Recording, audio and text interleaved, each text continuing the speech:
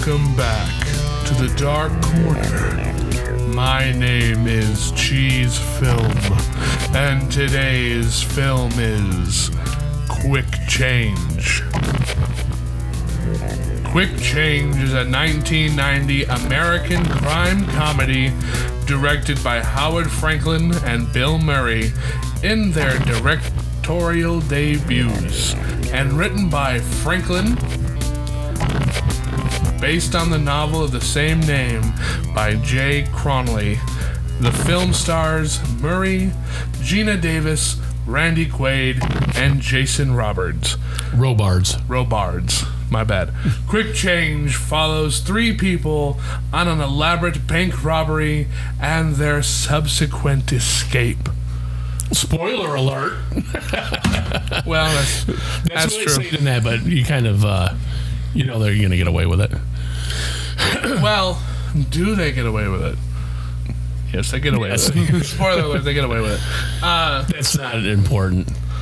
It's the journey. It's, and it is the journey. This movie... Because it's not a heist movie. No. And there is a bank robbery, but it's not, they don't plan it. We come in right when they're going to do it. Right, as they're doing it. Yeah. Because they've already set it up, which was insanely clever. Yeah, it was. So the movie starts with Bill Murray as a clown. Right, on a subway. In New York City, and you're like, wow, okay, that's kind of it's imaginary imagery. It's very interesting to look at. It is. It's very cool. The title credits, and then when he gets to trying to get off the subway with his balloons, and trying it's New York City. Nobody's like being cordial towards him. Right. Nobody's doing anything in favor of Bill Murray. Some people don't even look at him. And he's dressed up as a clown. Giant feet and everything. It's Bill Murray, so he's got a face and an air about him that's like, I hate my life. Yep. So as he's getting to the bank and they're starting to close, he's like, oh, no, come on, I got some time left. And he's like, nah, come back tomorrow. Right before it happens, you're like, Bozo. Wow, this is going to be like a, oh my God, Bill Murray's got a horrible life thing. And then the camera cuts back to Bill Murray, and he says, it's Mr. Bozo to you. And he's got a gun. And you're like, oh, this is going to be a very different movie. And it starts strong. Yeah, it does. The whole thing love is that. great. Yeah. Everything in the bank. The cameras, they were staring at me. And he's acting like some weird old loner dude who's like socially awkward and weird. Yeah. Because he's got dynamite strapped all over him, and he's trying to shoot out the cameras, and he's missing. He's like, oh, come on, give me a break. Pulls out the other gun, hits it the first time. Okay, then he shoots the other one, dead on the second time, and he kind of just looks at the gun. And he's like, It's wonderfully funny. This movie is a riot from start to end, and I genuinely loved this movie. Yeah, it was great. I love watching it again, and I remembered why I liked it so much watching it again. But the point is, in the bank, he's dressed up as a clown, and then Randy Quaid and Gina Davis, who are there, I guess in the book, they're criminals. Yeah. But in this, they're just regular people who are sick of living in the city. Right. And Randy Quaid is kind of a +1 for Bill Murray, because they've known each other since they were kids. Right. And they're dressed up in disguises, too. Yeah. And they make it out to be, the point is, he gets the money, they tape it on their bodies, and then they leave in different, and they don't look like themselves. Yeah, they impersonate hostages. Right. So then when they're out, they just leave. And Bill Murray calls them from a payphone You get to keep to think that they're still in the bank. Yeah. It's a pretty clever idea. It is clever, and it's right at that moment when he's calling from the payphone and the car honks. Yeah. Is when the chase starts. Right. And it's exciting. It is exciting from really the credits on, but right when the cop finds out he's not in the building anymore, and they storm the building and get all the hostages out, it is a great game of cat and mouse. Yes, it is. A couple things I wanted to point out. Right in the very beginning, our guard closes the bank full of customers. Yeah. It's closing time, and there are people still in line. Right. And he's locking the door. Weird thing to do at that point. It is a weird thing to do. I kind of wonder why they decided to do that. You know, just because they have to for the story. Yeah, and it doesn't really go anywhere. You know, the people are let out, but it's just kind of a strange thing to do. I also like how in any of these movies filmed in New York is also a character. Right. Like, it's very, and it's funny that I say this because right now they're robbing the bank. Everybody's storming around to see what's going on. Yep. The news shows up. Pedestrians are crowding the areas. It's very heist bank movie right now. Right. And you get to see all this exciting actions. You see vendors, street salesmen running to get in the good spots. And then they get out, and every shot of New York is dirty, covered in scaffolding. It's the exact opposite of all of those like great New York movies. Any Woody Allen movie you've seen where it's like beautiful cinematography, it's the exact opposite. It's funny you should say that because Woody Allen was not filming a movie this summer that they made this. So all of those guys worked on this movie. That's really cool. Yeah, it's unbelievable. Yeah, well, look how that played out too. Yeah, it worked great. Because it's cool seeing a movie that is filmed in New York because it's such a interesting and diverse city. Yeah. Every other street corner seems like it's a whole new world of its own. Yeah.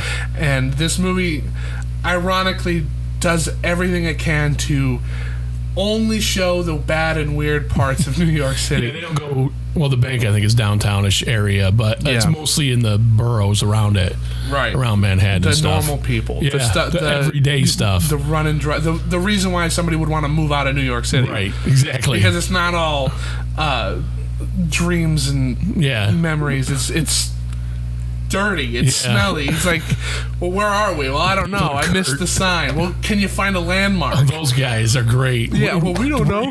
Was there a sign already? It was in our neighborhood. When you put up a new sign, what's it going to point to? We don't do that till tomorrow. It's so... it's fun how much character this has when it's actively trying to bash on it. Yeah. It's cool. It is. It's really cool. And listen, Bill Murray is a very specific type of comedian. Yeah, he is. He's not going to do anything other than what he does. Right. And it really does numbers for this movie. It does. His deadpan, all right, okay, kind of delivery on everything. Funny. Hey, you forgot your map. Yeah. And my $1 million. Because they get robbed in the middle of nowhere. And they do it. It's really cool. It's like, wow, look at all this money, and he got a shot of the money hanging out of the shirt. Yeah, and he's holding up his wallet with $4 in it. It's great. And even like that, when they pull up to him, he's like, well, let's ask this guy, and he's too friendly, and they're like, well, the guy's too friendly. Yeah, he's probably some sort of criminal. Well, he's from Iowa. Well, so he's out of town, and then you go over there, and he's like, yeah, well, is Iowa nice? What? I stole this car. Yeah, this is a stolen car. And it's like, oh, and then you cut back into their car and you see him walking in the back of the car, in the back of our car through the window. You see them coming back through, and he just kind of puts his hand on the door, and she's like, "Are you kidding me? Like, it's just like you couldn't get any worse from here." Right. And then it just continues to get worse from here. It does. The movie kind of reminds me of After Hours in that same way. Except in the day. Yeah. It almost exactly. Because After Hours is also about a guy who's just having a really bad luck kind of day, just at night. And this one is the same thing, just at the daytime. Yeah. And like, there was a TV show about, I think it was called The Naked City, way, like, before my time TV show. And they say, there's a million stories here, but here's one of them. And the movie is like 5 of those stories. Yeah. You know, they go to a different area. It's like a whole different city. Every place they go. Something happens. It got to the point where I had to look up if this was filmed in New York City or if it was just kind of filmed in different places and then they called it New York. But this is filmed in New York. By Woody Allen's crew. Yeah. I love when they're in the bank and Randy Quaid is overacting like he's terrified. He's going to kill us all. And he throws up in his glove. Because there's a part where they're like, all right, well, who's going to go out first? And you got the one guy's like, I am. We've elected me. Yeah. Well, who elected you? I did. And Randy Quaid is quivering in the corner, and they're like, all right, well, I'll let you guys decide who's leaving. Yeah. And then he throws up in his glove, and they all point to him to get him out of there because they didn't want to be stuck in there with him, and I think that's hilarious. It is hilarious. That literally had me cracking up. The guy, he's a Wall Street guy. You I don't know his name, but you've seen him in lots of things. And he bribes Bill Murray with a watch, a very expensive watch. I can't remember the name of it. I couldn't pronounce it anyway. That's Bill Murray's watch.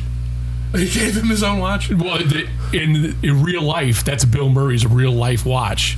And you wind it by wearing it. And if you don't wear it for a certain amount of time, you have to take it to the store in New York City and pay $150 for them to wind it. Oh, my gosh. So movies would happen. He'd have to take the watch off and go have it wound. So he's like, hey, put this watch in this movie, and that's why that happens, so he can wear the watch and not have to pay the $150. Was it one of those what do they call them, mechanical watches or something like that, where they always have to be in motion, something like that? Yeah, I don't understand. It's an expensive watches because nobody's going to be moving around that much. Well, you just got to move a little bit and wind it a little bit, I guess. I don't know. So. It works, and I'm never going to be that money rich for them, so yeah. But yeah, this movie has a lot of unexpected character to it because it is not what you're expecting. Yeah. There's a shot that I call the New York shot. Every movie filmed in New York usually has this shot where you have your main character and whoever they're talking to, or maybe even just themselves, walking down the sidewalk, and it's packed shoulder to shoulder. Usually right when the sun's coming up. Yeah. It's in every single one of these. Yeah. This movie kind of has that too, but it's shot at an angle because we're not looking at beautiful New York. Right. We're looking at New York through a different perspective. Dingy New York. Yeah. I think that was genius cinematography. Yeah. Because you would expect to see all this beautiful, like they show the Statue of Liberty for a second, over this, it's a crane shot over like just a broken car and scaffolding and just empty a lot with garbage in it. It's just gross, and they're like, well, find a landmark. And they happen to be right in front of it. It's such a great idea. It is. And the way Jason Robards is Ratzinger puts everything together, you think he's going to catch him. You really do. And he really so kind of does. Close. He's right there. Yeah. It's kind of like Catch Me If You Can. Yeah. Where he's right there right after they get out of there. Up until the very end. Right. And he puts it together while the plane leaves. Yeah. Perfect ending. That was such a perfect ending. It was. It was a great ending. Because you think he got away. Well, he did get away. But, like, that's it. You know, the wipe your brow. He's got him. Like, what's his name? Red from 70s Show. Yeah. Kurtwood Smith. They arrest him. I think under the pretenses that that's the bank robber. Because here's the thing. They get into a cab with a guy who can't speak English at all, which is a pretty funny part, and who is Tony Shalhoub, by the way. And most notably from Men in Black. He keeps identifying them. Yeah. But the cops think they're talking about somebody. First it's a hitman or a bagman for the mob. Right. And then it's the main mobster. Yeah. They think that this was a mob robbed hit. the bank. Yeah, and he's like, no. He's saying it's that guy. And nobody can understand. It's like a running gag. It's really good. And nobody gives him that time of day to try to understand him either. Nope. It's kind of a cool He says, get me an interpreter. He's like, I don't even know what language he's speaking. Yeah, well, and they said, well, I thought you said interrogator. Yeah. They beat him up. He was just trying to help. The guy felt so guilty. Randy Quaid jumped out of his car that he tried turning himself in. Yeah. It's such a great... And the whole movie is just so... It's jam-packed of those little kind of things. Yeah, it's high anxiety kind of feeling, too. Yeah. Because you're like... You get the little down times where they're talking to each other and they're having the good conversations. But then it goes right into... How are we going to get out of this situation? Right. Oh, How crap. are we going to get the change for the bus? Because the bus driver's not going to take the bus driver's great. $100 bill.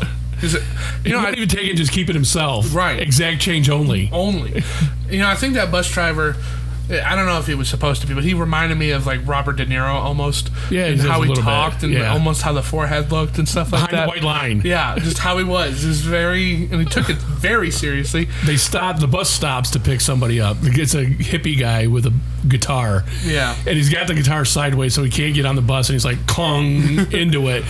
And the guy's like running late. So he's like, I don't have time for this. Yeah. So he's wrestling with the guy, and then Bill Murray comes over to help him. And he keeps yelling at him, "White behind the white line!" Great. He gives up. So I wrote down here that the guitar guy cameo, because that had to have been somebody. I figured you might have known. I thought you were going to say, actually, he was played by this guy. Because this movie has a couple of... it's got a lot of people in it. Cameos that are from bigger names. Yeah. Just kind of in the background. I thought that was one of them. I wrote that down specifically because it felt like that was going to be somebody. I don't think so. But there's someone like, all right, here we go. We'll do this now. It's got, for the bank guard, I was telling you, is Bob Elliott, who was a big-time radio comedian, Bob and Ray. He's in it. All right, first of all, it's got a Saturday Night Live alumni guy in it, Bill Murray. Right. All Saturday Night Live movies have other Saturday Night Live people in it. Mm-hmm. So he was in Saturday Night Live once. Bob Elliott was.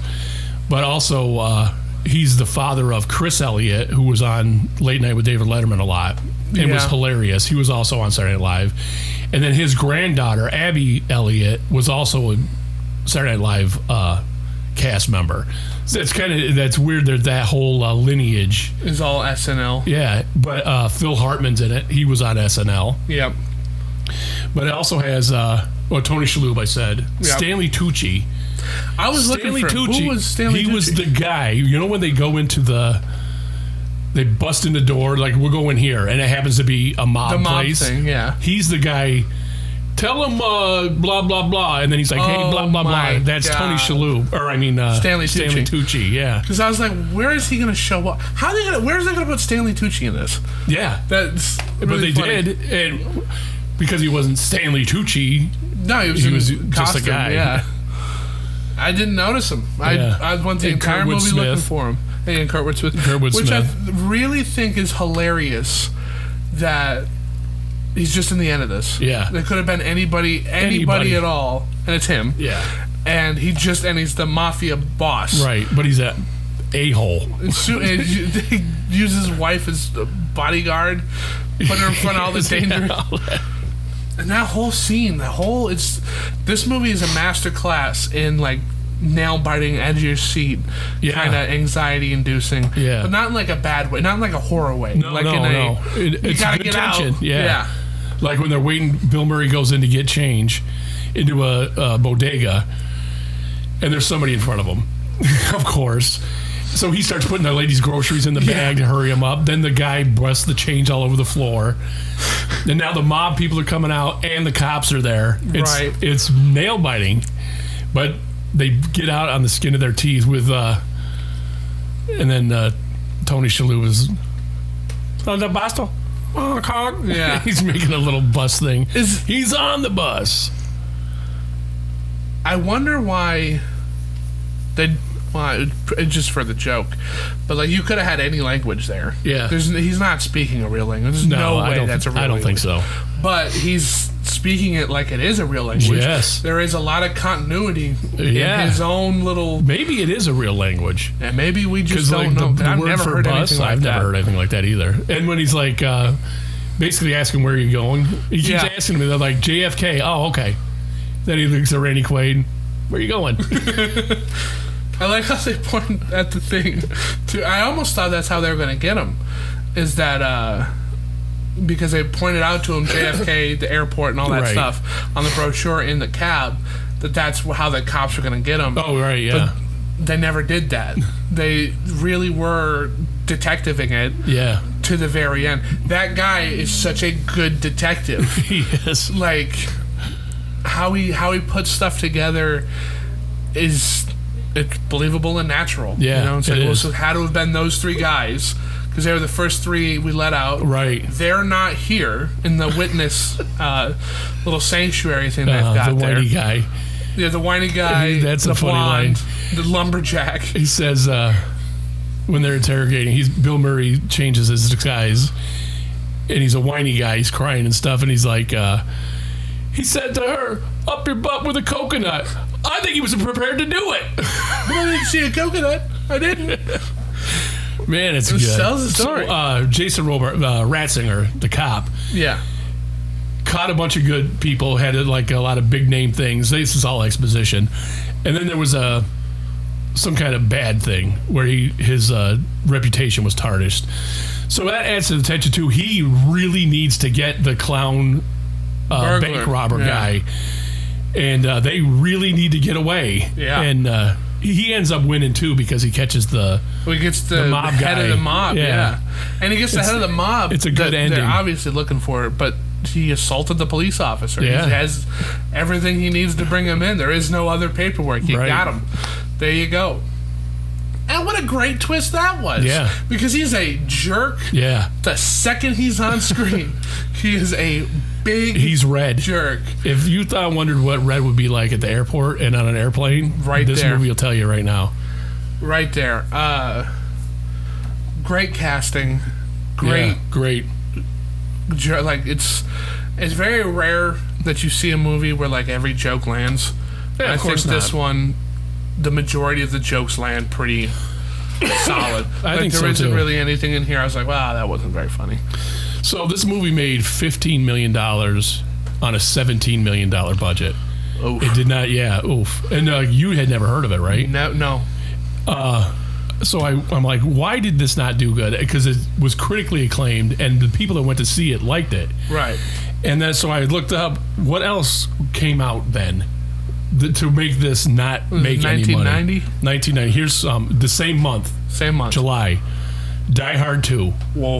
Yeah. The Jetsons movie, but The Adventures of Ford Fairlane, another one you probably have never heard of that did not do good. Ghost with Demi Moore and Patrick Swayze came out the same month. Wow. Yeah. The Jungle Book was re-released. There's a quick change. Arachnophobia, that was a big hit. They're remaking that movie. Really? Yeah, and it's really good. It holds up. The big spider? Yeah, no, just spiders. Lots of spiders. What's the one with the big spider? Which well, yeah. That's like, never mind. It's badass. The Freshman. With yes. Matthew Broderick? Yeah. This is all still in July. Navy SEALs, I don't remember if that did any good, but it had a lot of competition. Before that, I think it was Dracula. Hang on. The Gary Oldman one? Yeah. Wow. That's July. April, June. Crybaby came out in that same year, and there wasn't any competition for it. I just happened to notice it. It's like, I don't really like John Waters movies, but that one's really good. Well, John Waters movies are real divisive. Yeah. But Crazy People. I mean, Die Hard 2 alone, going up against that, right? You're not. That was probably the biggest movie that month. No, I think Ghost was. Well, because it's got Patrick Swayze. Yeah, and plus it was it appealed to women too, so the audience is automatically huge. Yeah, it's a nice little love story. Man, a lot of good stuff came out. Those were the ones I wanted to mention, though, especially Ghost. So it really had a lot of competition. I don't remember it being in the theaters, but I saw it in 1990 I rented it, home video, because I had never heard of it, and Bill Murray was in it, who I'm a big fan of. So I had to find out, why did this not do good? It had major league competition, and I'm sure what didn't have the distribution is behind Die Hard 2 and Ghost. Yeah, well, Die Hard 2 being a sequel to one of the biggest action movies of all time, and Ghost being, well, that Roadhouse just came out too right around that time, so it's got a lot of appeal from. I think Roadhouse might have came out after it, but did it? Yeah, Ghost was huge. But what didn't was Dirty Dancing, which everybody loved Patrick Swayze after that, right? And now he's in Ghost, another rom-com kind of. Right. I wouldn't say that, because they have they got a good. They have a reputation, and those movies aren't really rom-coms. Right. but they definitely have a huge female audience. And Quick Change isn't really going to. No. Bill Murray doesn't have a huge female audience. No, Bill Murray's got a huge college bro Yeah, right. audience. Yeah. Or he did. I don't know if the people still like Bill Murray. Because he's not really in anything anymore. No, he pops up here and there, but not. That's what he does, though. He pops up here and there. Up. And he has a reputation for not letting the people know he's going to be in their movie and popping up 10 minutes before they start shooting. Yeah. Imagine that. Yeah. That whole... Yeah, and like, there are people who I'm like, wait, you don't, that's not worth it. Yeah. But those people include like Marlon Brando. Who, right. It's a big enough name. It's going to be worth it. Right. You know? It should be, right. Bill Murray's one of those guys. Like, he's great in everything he's in. He really is. He's great, even if the project isn't. Yeah. I was talking to the guys at work, and they asked what your favorite Bill Murray movie is, and obviously mine is Ghostbusters. Yeah, I think just that might be because I mine love too. that movie. But Yeah. this is a close second, honestly. It's great. And I mean, again, anything he like, Garfield isn't a great movie, but I love him as Garfield, Right. because of his attitude as Garfield. Yeah, he has the perfect attitude for Garfield. I don't think what's his name who's going to do it now. Chris Pratt. Yeah, I don't see it. You know, because Those movies didn't do good either, and like No, kids they like them, but I don't think this new one's going to cut it. there is, so the Garfield cartoon show had I don't remember his name, but he voiced Peter Venkman in the real Ghostbusters. Yeah, And then Bill Murray, who played Peter Venkman in Right. Ghostbusters, would then go on to voice Garfield. So it's cool how it's weird. these characters have crossed in this way, Yeah, and they each do a really good job, obviously. I don't know about Chris Pratt. I don't want to hate either. on it yet, you know, or really at all. I'm but not going to watch it. He's not a voice actor, and that's a voice role. It totally is You know a what I voice mean? role. You can't just kind of just be like, hey, guys. You can't do that. He was Super Mario too, and I guess that did really good. I haven't He seen was it. fine in Super Mario, but Super Mario went a different way. This feels like it's one of those Illumination movies, Right. and Yeah, it's right. not going to be something for me anyway. Yeah. Unlike Quick Change, which is amazing. Yeah, and it is 100% for you. It is. This I knew movie you would was like made it. for me. I didn't have no reservations saying you should watch this movie. It's not a waste of time for you, literally, Personally. or you out there. Yeah, because, you know, and it's just so funny. Everything in it is funny. I didn't take a lot of notes because I couldn't take my eyes off of this Yeah, movie. it's to engaging. The point, one of my notes is, film is a masterclass. Can't stop watching. It's just that good. It is. It And- is that good. You get to see a large portions of New York you don't really get to see. Yep. You get to see characters in New York you don't really get to see in other Right. things like you the really believe that all of these people are just real people, like the bus driver, the and fencing even people. The fencing people. I was just going to say that I could see that really happening. Yeah, you took a wrong turn somewhere, and now it's like, where am I? And Right. what did I just see? And let's go. Yeah, get me out of here. Because they told the bell, too. Yep. The guy didn't make it. Because they were using, like, gardening tools. Yeah, I think one might have been a mop without the mop head on it, and a rake or something. And on bicycles. And it's another thing, too, because this movie come out in the 90s, being a solid, fresh comedy movie, too. It's not like trying to be something else. It's its own thing. No, it's these people robbed a bank and they're trying to get away. Yeah. And there's jokes And here's the in it. comedy around it. Yeah. Like, they wrote a good thriller. Well, not really a thriller, but Right. like this is a thrilling story about trying to escape the law, and and just filled some of it with got funny people Yeah. to say some of this, because it's not all, they're not jokes as in like knock knock who's there Right. jokes. They're jokes as in like, our driver is like anxious and ambitious, so how he's acting Yeah. is how he would act, and that's Right. fun and funny to watch, because he gets overly excited really quick. He's like best friends with Bill Murray and Right. Bill Murray's girlfriend, and is all about being in their relationship. Yeah, and then he's like a third wheel, but like their dynamic, he's like, you're not going to hit me, are you? He's like, I haven't hit anybody since I was 9. That was me. Yeah, that's really funny. Yeah. And, like, that's not a ha-ha, knock-knock, who's there joke. Right. And how it's delivered. It's just how people would talk. Exactly. You wrote a good script and got funny people around it to say this good script. Right. And that's why it works as a comedy. Because the cop doesn't have a lot of funny stuff. No.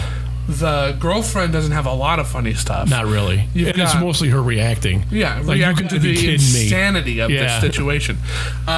When she was in her disguise in the bank, I was like, I know her. I've seen her before. Where have I seen her? The Fly. That's where I went. I went, I've seen you in The Fly.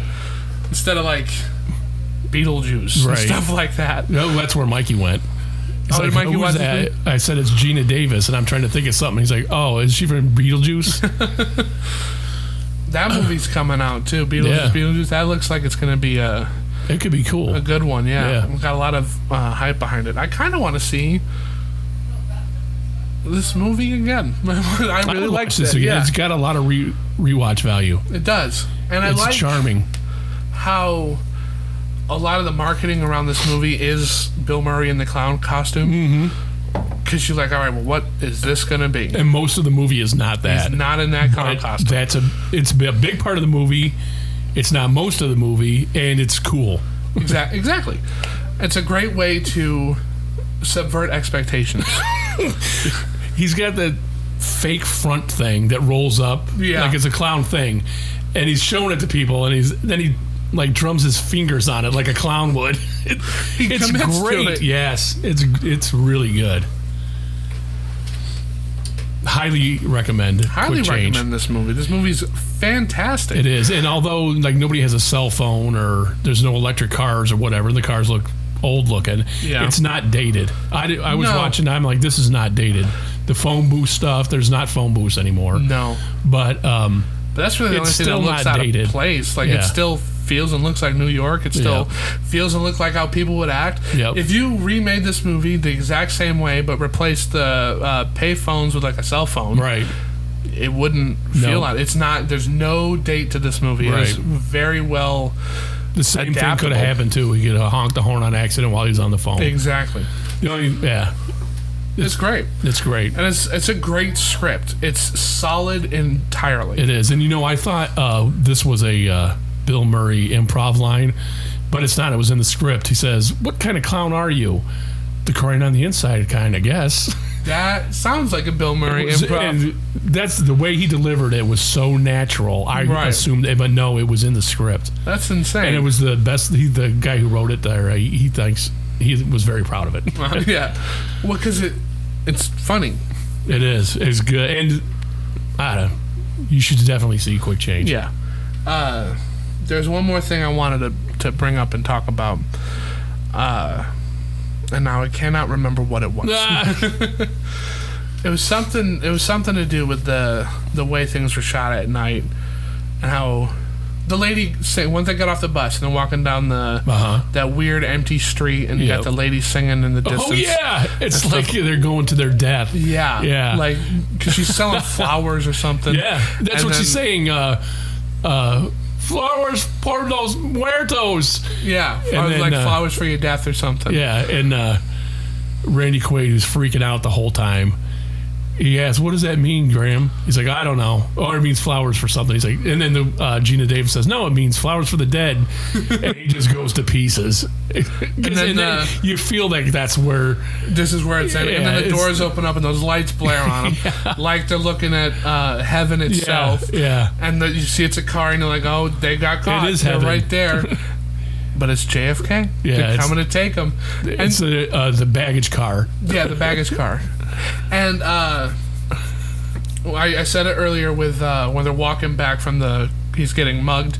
They're walking back to the car, and you see it in the window behind. Yeah. When they get on the baggage car, the police detective is talking to the security guy for JFK in the security office. In the window behind them, you see them just driving across right underneath their noses to get in, and that's great. This movie was made before 9/11, so this worked. because there's no way you just show up on the back lot of an airport and they're like, yeah, sure, we'll take you right to your plane. No need to go through security at all. Yeah, all that, I guess that kind of dates it, but overall, I don't think it does. Yeah, I didn't even think of anything like that. You're right. That's the only thing that really does. Yeah. Because they don't show the towers. The only landmark they really do show, there's two. There's, I think it's Times Square, not Grand Central Station. Yeah, Grand Central Station. And the Statue of Liberty. That's the only two identifiable, which is why I think this is a really, like, I would suggest watching this with After Hours, but I'd also suggest watching this like with a Woody Allen movie, because you get to see all of New York, all behind the camera, pointing the camera at the Twin Towers, shot.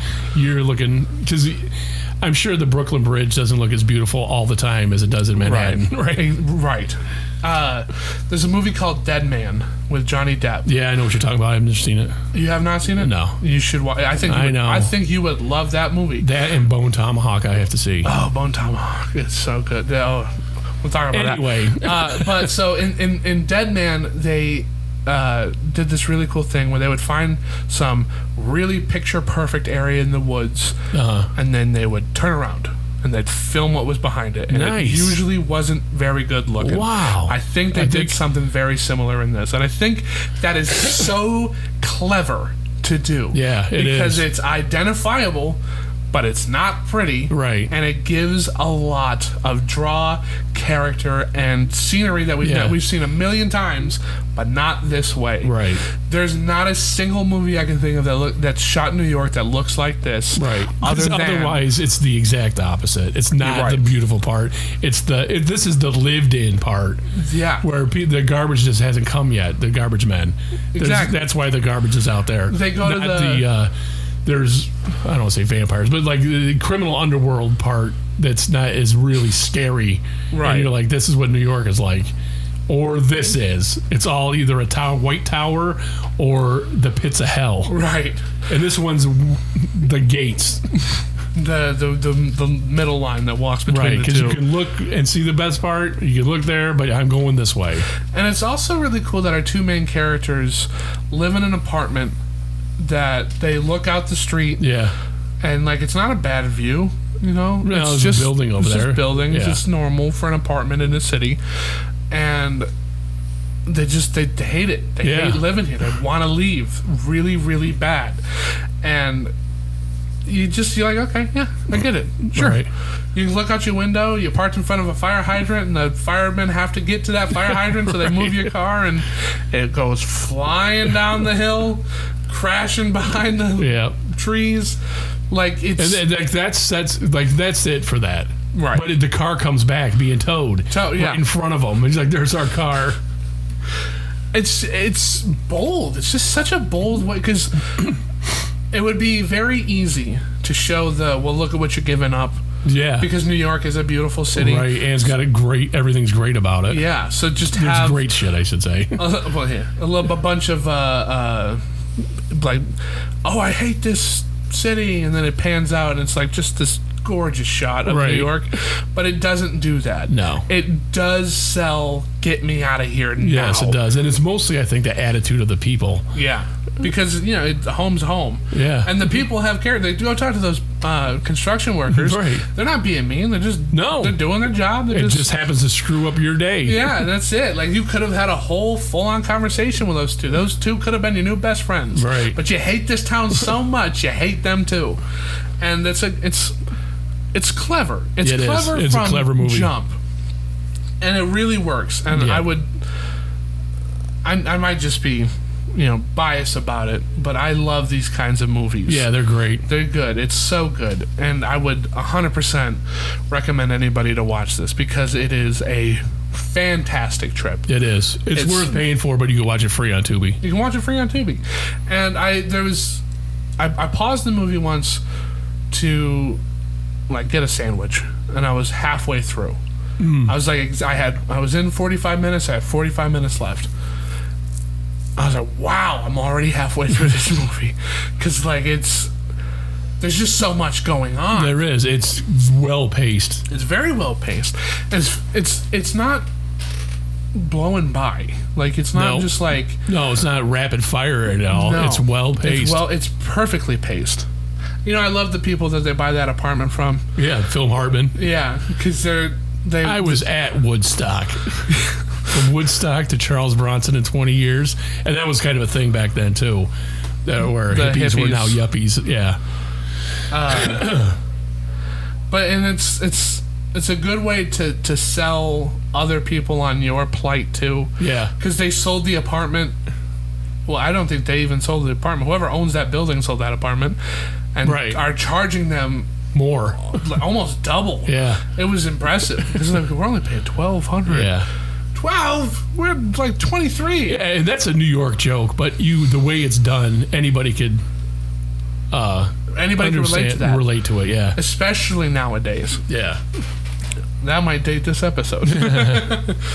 But yeah, Bill Murray was perfect in this. Mm-hmm. Everybody was really perfect in this. And I like the bank manager who tells the chief, well, if you don't catch the guys, the bank is going to blame you. It's going to be all on you. They thought it'd be better for the shareholders. Three of them. You look humiliated. And they're not bad people. Yeah. Like Bill Murray. No, they're not criminals. They're not. Just getting out. They weren't going to hurt anybody. No. They even to the point where he's like, give me all your money. He's like, that's my money. He's like, oh, you're being insured. Can you give him a receipt? Yeah, it's so clever. It is. I love it. I think it's great. It kind of reminded me of Dog Day Afternoon a little bit. Because you get that. Al Pacino in that movie isn't a bad guy. Right. He's just robbing a bank, which isn't a good thing, but he's not there to hurt the people. Right. He's just there to get what he's owed, essentially. And I thought this movie was going to be a hold-up movie with a clown. Right. And that was going to be your premise, but man, it went so far, and I'm so glad because the ending of this movie, it might be one of my favorite endings ever. It does. It's a good ending all around for all the characters. Yeah, because she comes out of the bathroom, and he's down on the ground, and she starts putting her hands up, and he goes, they caught this guy! They caught him!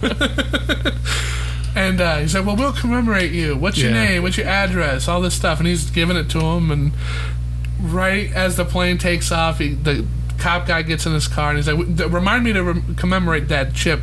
Chipowski, yeah. And he puts it together. He, stops talking. And he watches it go away. And, you almost want to do, the day bow bow from Ferris Bueller. Because he got away. It was perfect. It was such a perfect ending.